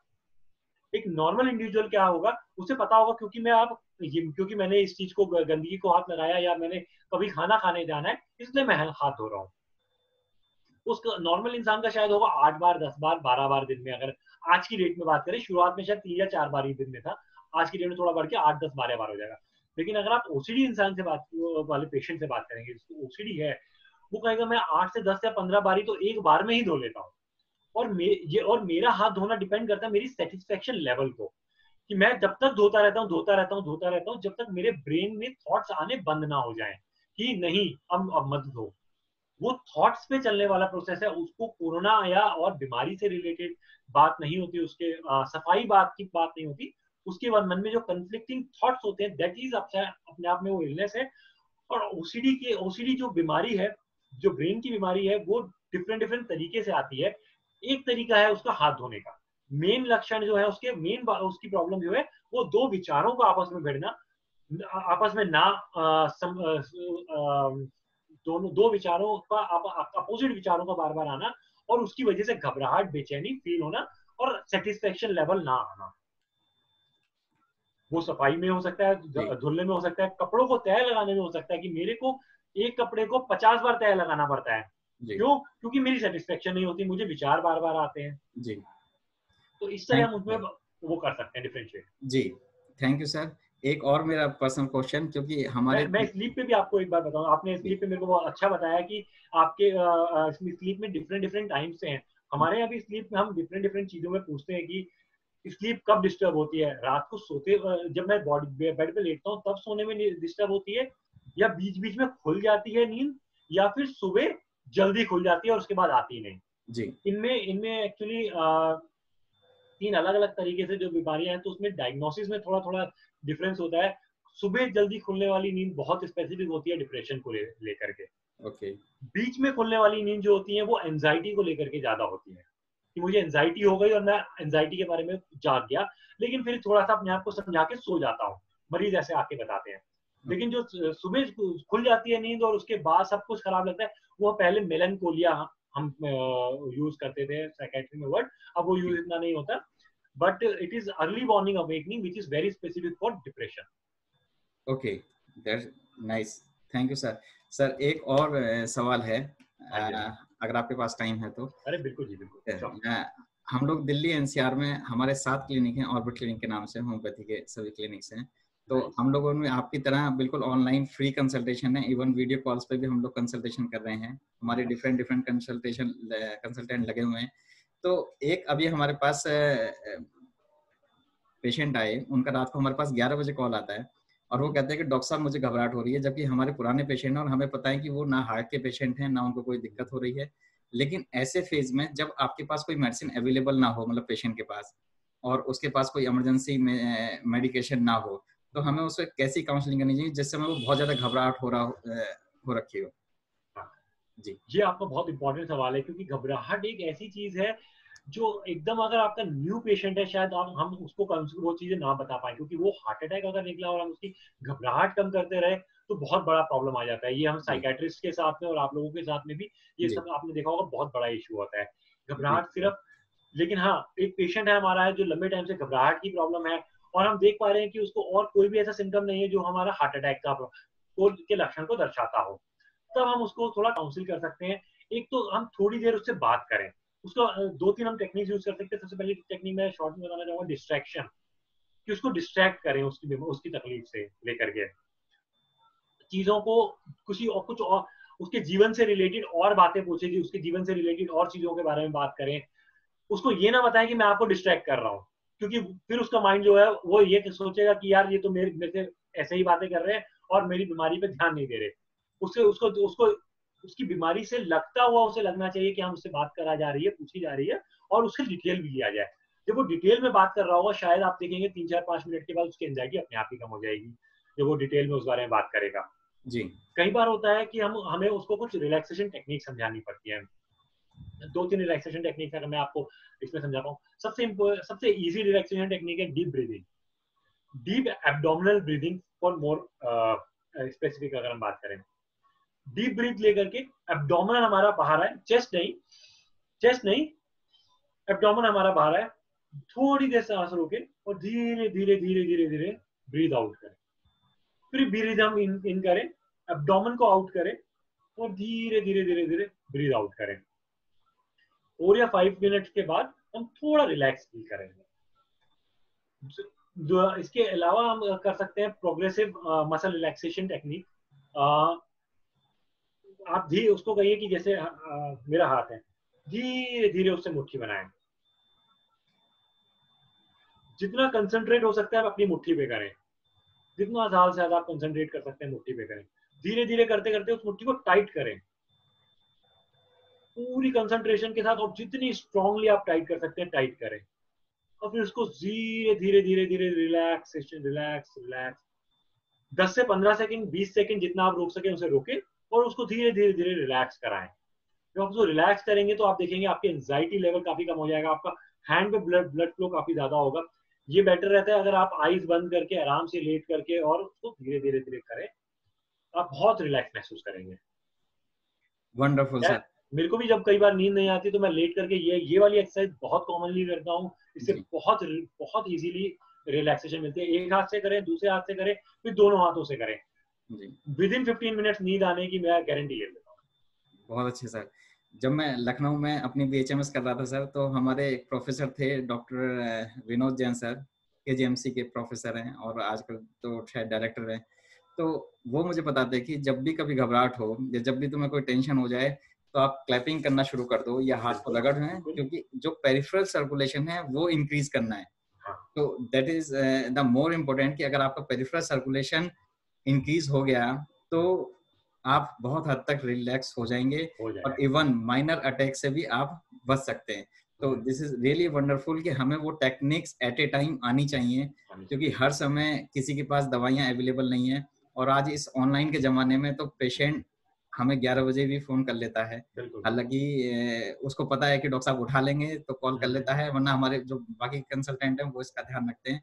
और हम ये चाहते हैं, मैं एक बार फिर से रिपीट कर रहा हूँ कि जो भी लोग कोरोना की नेगेटिविटी में हैं, वो कोरोना की पॉजिटिविटी में चले जाएँ, तो शायद आपको कोरोना भी हर्ट ना करे। ना बिल्कुल। अगर आप कोरोना की नेगेटिविटी में रहेंगे तो आपको हो सकता है कि कोरोना कहीं मिल जाए तो वो आपको हर्ट कर दे, लेकिन आप कोरोना की पॉजिटिविटी में रहेंगे। मुझे इतनी पॉजिटिविटी मिलती है, जब मैं यहाँ से जनकपुरी आज गया, तो शायद जहाँ मुझे 2.5 घंटा लगता था अपनी ड्राइव करके जाने में, मैं शायद अब 15-20 मिनट में अपने क्लिनिक बहुत आराम से पहुँच जाता हूँ। आराम से विजिट कर रहा हूँ, पेशेंट्स आराम से देख रहा हूँ। तो ये कोरोना की पॉजिटिविटी को लेकर के चलें आपकी लाइफ में। मैं तो चलो डॉक्टर हूँ, लेकिन बहुत सारे ऐसे लोग हैं जो रन नहीं कर पा रहे या जो लोग बाहर नहीं निकल पा रहे, तो वो भी जरूर देखें कि आप अपनी फैमिली को जितना भी टाइम दे पा रहे हैं, या जो भी आप अपने बिजनेस का प्लान कर पा रहे हैं, या आप कुछ भी कर पा रहे हैं, तो कोरोना की पॉजिटिविटी के साथ करिए। कम से कम अपनी बालकनी में खड़े होकर के आप वो डीप ब्रीथ करिए, तो आपको पता लगेगा कि एक्चुअली इस कोरोना ने पिछले कुछ महीनों में हमें क्या क्या अच्छी चीजें दी हैं। मैंने प्रधानमंत्री जी को जब एक लेटर लिखा था, तो उसमें लिखा था कि सर, ऐसा लॉकडाउन अगर हर साल हम लोग 14 दिन के लिए करते रहे, तो शायद हमें धरती माफ करती रहेगी। और उस पर उनका एक अच्छा सा रिप्लाई भी आया कि we will also take care. तो बहुत अच्छा है। मैं लगातार जो भी मुझे पॉजिटिव बातें मिलती हैं, मैं पीएमओ को डेली रिपोर्ट करता हूँ, सिर्फ एक शराबबंदी के अलावा। इस पे मैंने उनको नेगेटिविटी बोला भी है, और ये शायद मुझे लगता है कि गलत डिसीजन है। तो डॉक्टर साहब, आपका बहुत बहुत धन्यवाद। डॉक्टर भारत भूषण सर से जब बात हो रही थी, तो उन्होंने बताया कि आप डॉक्टर मोहित शर्मा से जो भी पूछोगे, उससे ज़्यादा ही आपको जवाब मिलने वाले हैं। तो बिल्कुल वैसा ही रहा हमारे साथ। तो बस एक बार ये जो एडिक्शन वाला पार्ट है, इसको और कवर करिए, थोड़ा सा कवर करिए। हालांकि आपने बता दिया है कि एडिक्शन जो है वो बहुत आपको थोड़े टाइम के लिए पॉजिटिव दे सकता है, लेकिन लॉन्ग टर्म के लिए, बीइंग ए फिजिशियन, मैं आपको बता दूं कि आप थोड़ा सा रिलैक्स होने के लिए अपने लीवर, अपने किडनी या अपने ब्रेन को डेड कर लें, ये कहीं की मानवता नहीं है, या ऐसा कुछ भी नहीं है कि आपको शराब जो है या किसी भी टाइप का नशा आपको कोरोना से मुक्ति दिलाने वाली है। अपने दिमाग में बिल्कुल मत लाइए। तो डॉक्टर मोहित सर, इस पे बस एक बार और आप क्या कहना चाहते हैं, please. Definitely substance use disorder जो है, अल्कोहल और दूसरे सब्सटेंसेस, उसके ऊपर तो पूरा एक सेमिनार हम कर सकते हैं, लेकिन हाँ डेफिनेटली हम उसके ऊपर जरूर इस समय हमने बात उठाई है, तो हम कहें, मैं बात करना चाहूंगा कि सब्सटेंसेस, खासतौर पे अल्कोहल और ओपियोइड जो है, जो हम चिट्टा वगैरह हम यूज करते हैं, उस दौरान दो तरीके से लोगों को प्रॉब्लम आई इस समय। पहली प्रॉब्लम आई जब लॉकडाउन हुआ, एकदम से सब्सटेंस मिलना बंद हुआ, जो अपने आप में लोगों के लिए बहुत बड़ी प्रॉब्लम थी। डेफिनेटली ऐसा लगेगा चलो यार, जो नशा ले रहा है उसको एकदम से हटा दिया तो बढ़िया, नहीं। उस पर्टिकुलर इंसान के लिए जो नशा ले रहा था, जिसकी जिंदगी थी उस नशे की वजह चल रही थी, वो भी बहुत बड़ी प्रॉब्लम में उस समय फंसा। हुआ क्या उसके साथ, जब सब्सटेंस नहीं मिला मुझे, खासतौर पे अल्कोहल और चिट्टा, तो बॉडी में बहुत सारे रिएक्शंस होते हैं। नींद आनी बंद हो जाती है, घबराहट बेचैनी होती है, हाथ पैर कांपने लगते हैं, बॉडी पेन्स होने लगते हैं, और अल्कोहल के केस में तो कई बार दौरा भी पड़ जाता है, डेथ भी हो सकती है। उस समय में अगर मेडिकल हेल्प ले ली जाए तो बहुत कॉमन हो जाता है। जैसे हमारे इभास में उस समय काफी फ्लडिंग ऑफ पेशेंट्स आए, बहुत सारे पेशेंट्स आए, हमने बहुत सारे पेशेंट देखे और बहुत लोगों को हम मदद कर पाए। अगर अगर एक ऐसा चैनल हो, गवर्नमेंट उस चीज को प्रोवाइड करे और बंद करे, तो बहुत अच्छी बात है, बहुत बढ़िया तरीके से लोगों की मदद हो पाती है उसमें। लेकिन प्रॉब्लम आती है कि प्रॉब्लम लेकिन तब आई कि सिर्फ बंद कर दिया, उनको कोई हेल्प नहीं, वो इशू आया। लेकिन अब इतने लंबे टाइम के बाद, 44 डेज और 45 डेज के बाद एकदम से गवर्नमेंट ने कहा हमने खोल दिया।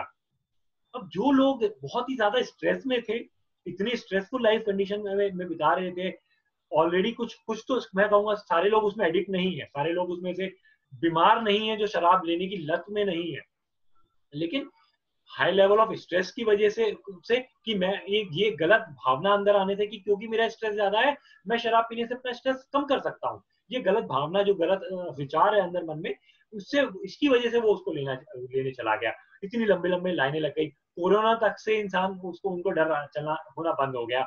तो उस समय गवर्नमेंट को थोड़ा सा सही तरीके से उसको इम्प्लीमेंट करना चाहिए था, ये तरीका थोड़ा सा गलत है।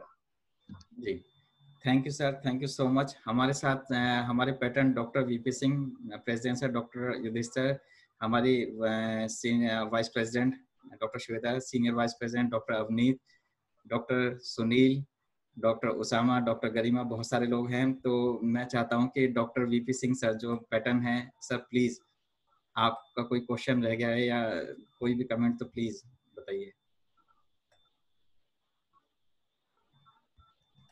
सर मैंने आपको अनम्यूट कर दिया है। सर आप अपनी तरफ से अनम्यूट कर लीजिए, मैंने यहाँ से अनलॉक कर दिया आपको। सर प्लीज आप अपना माइक ओपन कर लीजिए।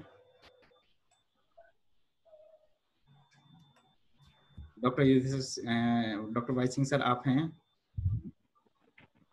जी। डॉक्टर मोहित, सबसे पहले तो मैं आपका आभार व्यक्त करता हूं आज आपने हमारे वेबिनार में आकर के एक्चुअली कोरोना के 10-15 दिन के बाद में हमने इसको वाकई पॉजिटिव सोचना शुरू कर दिया था। इसकी जो नेगेटिविटी थी, होम्योपैथ होने के नाते इसको हमने पॉजिटिव सोचना शुरू कर दिया था। Doctor Deepak Sharma from the beginning of the corona ये अपना क्लिनिक देख रहे हैं, मैं भी देख रहा था, लेकिन मेरी गली के पास में एक पॉजिटिव केस आ गया, उसकी वजह से मैं बंद रहा, तो इस वजह से मैं जाने में असमर्थ रहा। तो सबसे पहली बात यह है कि एक बार मैं और डॉक्टर दीपक शर्मा एक क्रीमेशन में जा रहे थे, एक डॉक्टर के बेटे की डेथ हो गई थी।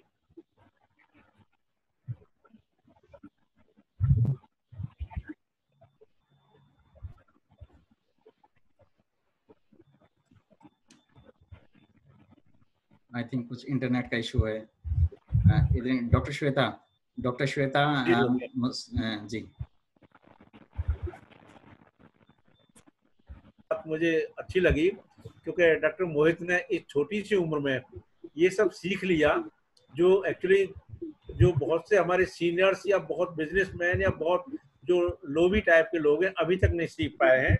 थोड़ा कमाओ है डॉक्टर साहब, आपने देख लिया, क्योंकि इस 1-1.5 महीने में एक्चुअली ये हो गया है कि जो आपकी फैमिली है, 2-3-4 आपके मेंबर में जो घर में रहते हैं वही आपके हैं। उन्हीं के साथ रहने में आपको जितना मजा आया वो कहीं और कहीं नहीं आता। ना गाड़ी आपके काम आ रही, गाड़ी खड़ी खड़ी हवा निकल गई है, पेट्रोल खड़ा, कोई दिक्कत नहीं है। 2 महीने से दारू नहीं पी लोगों ने, लेकिन अब जो ये लास्ट में हुआ ये बहुत गलत हुआ है। तीसरी बात डॉक्टर मोहित शर्मा, एक्चुअली सबसे बड़ी बात यह है कि डॉक्टर दीपक शर्मा ने और आपका जो तालमेल दोनों का हुआ है, आज वाकई मजेदार आपका दोनों का जो ये वेबिनार रहा है। Actually everybody appreciate combination of doctor Deepak Sharma and Mohit Sharma.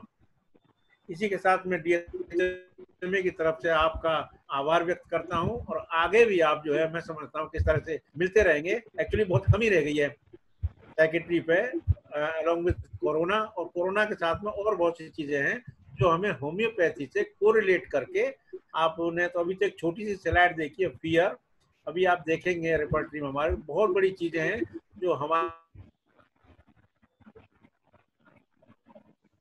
I think sir का जो इंटरनेट है वो थोड़ा स्लो है, कोई बात नहीं। ये इंटरनेट क्योंकि इस समय पूरे कोरोना के उसमें इंटरनेट ही सबसे ज़्यादा बिजी हुआ है।